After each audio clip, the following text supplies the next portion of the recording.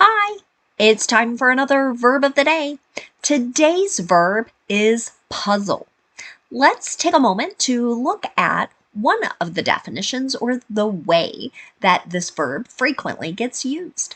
The first way you're likely to hear puzzle used is to mean to cause someone to feel confused because they cannot understand or make sense of something.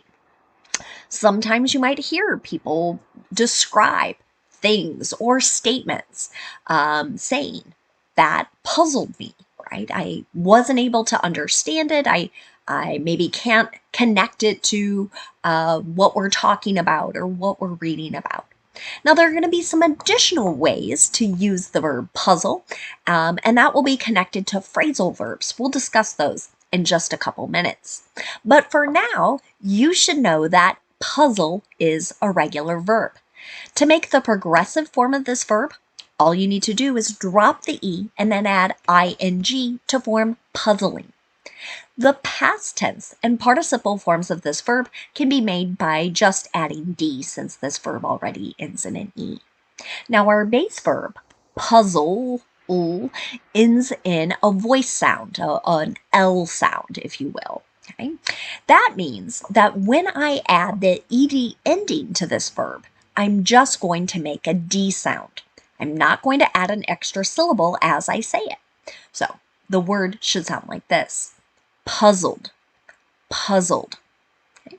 Now let's move on and talk a little bit about a couple phrasal verbs. The first phrasal verb you might encounter is to puzzle out. Okay. This can mean that someone is finding a solution to some type of problem or question. An example of this in a sentence might be, you can puzzle it out. Right?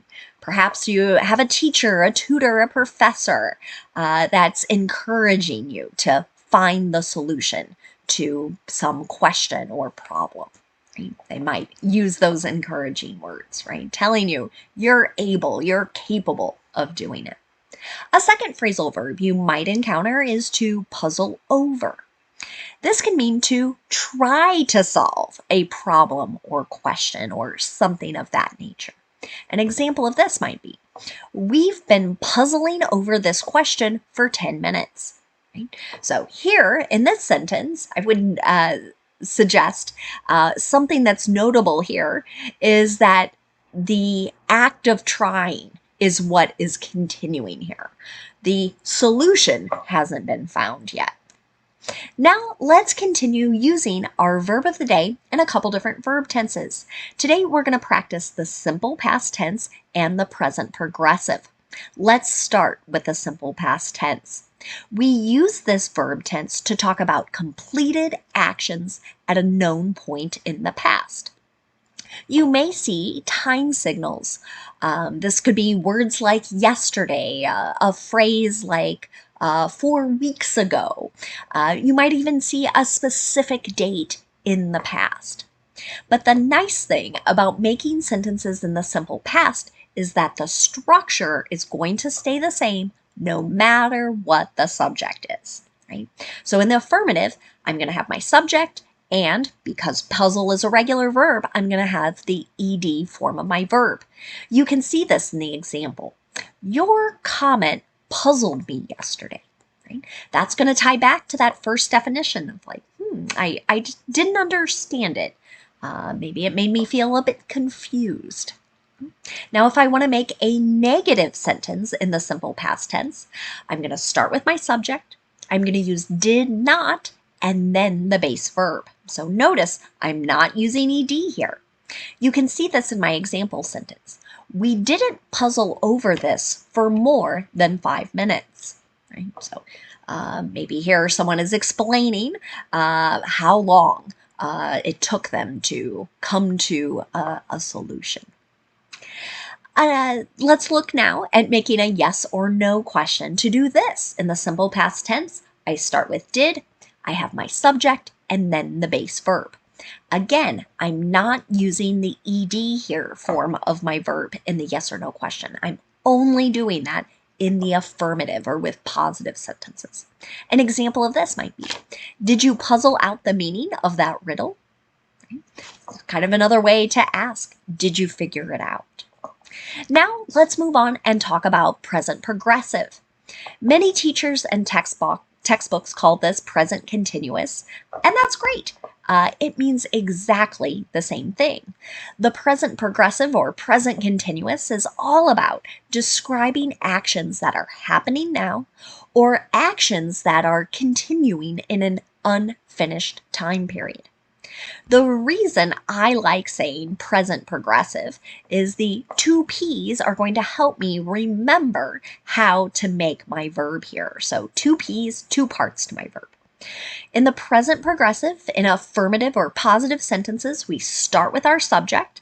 And if the subject is I, then first part of my verb is going to be am, the present form of be. And then I use the ing form of the verb.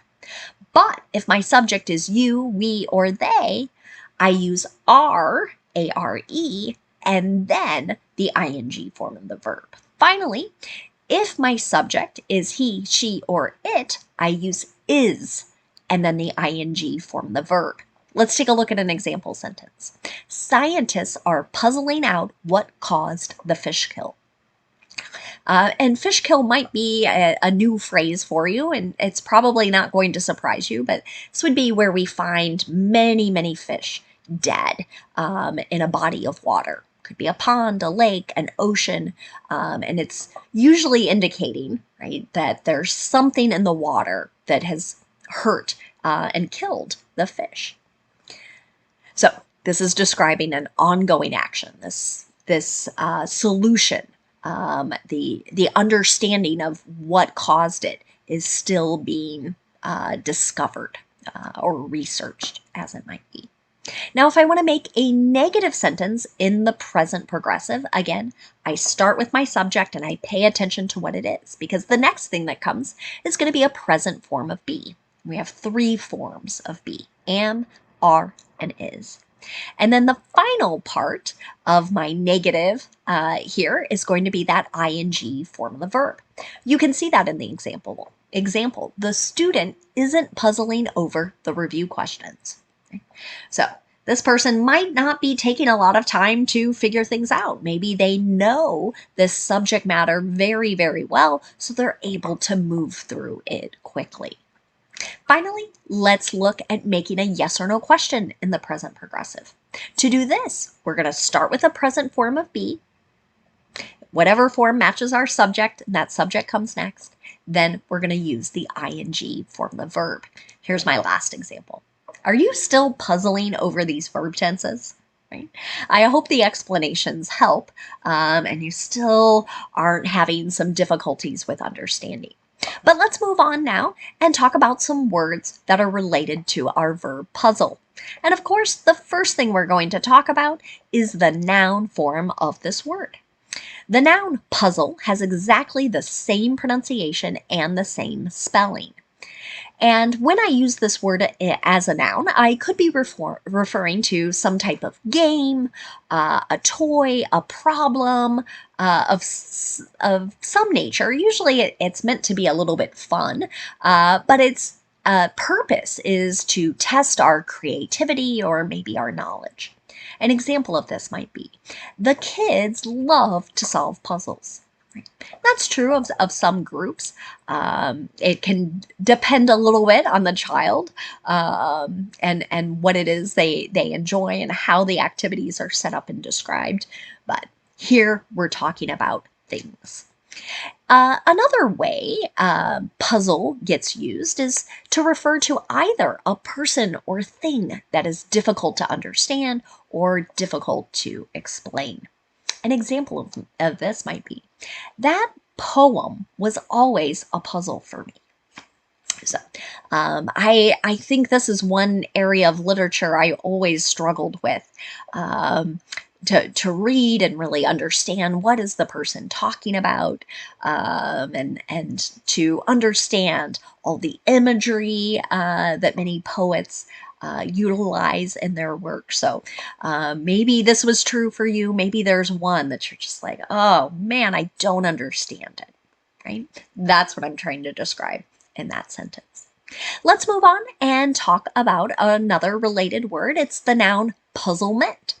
This can be a feeling of confusion, and generally that comes from a lack of understanding. So, us not understanding something. An example of this might be fans were left in a state of puzzlement by his social media posts. So here maybe we're talking about something that really made people go like, what's going on? We don't understand. Maybe comments that are being made through this particular person's social media. Now let's move on and talk about two adjectives. These adjectives are going to look very familiar because they're forms of our verbs. So we're going to talk about puzzled as an adjective and puzzling also as an adjective. Now, as I've talked with my students, and this is a topic I've covered in one of my classes really recently, remember that when we have an adjective that ends in ed, we're going to be describing a person that has the feeling. So, puzzled as an adjective is going to describe someone that is unable to understand something, or perhaps they're confused, they're perplexed, those types of feelings. An example of this might be, he gave me a puzzled look after I provided the directions. This happens sometimes when I'm teaching and working with students. I say, we're going to do A, B, C, and I look out and I see faces go, ooh, right? And that's a good sign for me as a teacher to stop and maybe explain in a better or clearer way. Now, when I use the adjective puzzling with ing, now we're talking or describing something that causes someone or some people to be confused or to be perplexed. An example of this might be, there are many puzzling questions we still have to answer. So the questions cause the feeling.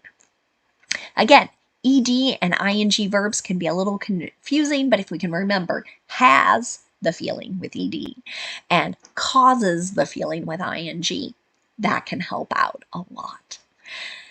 Thanks so much for watching today's video. I hope you have a great day.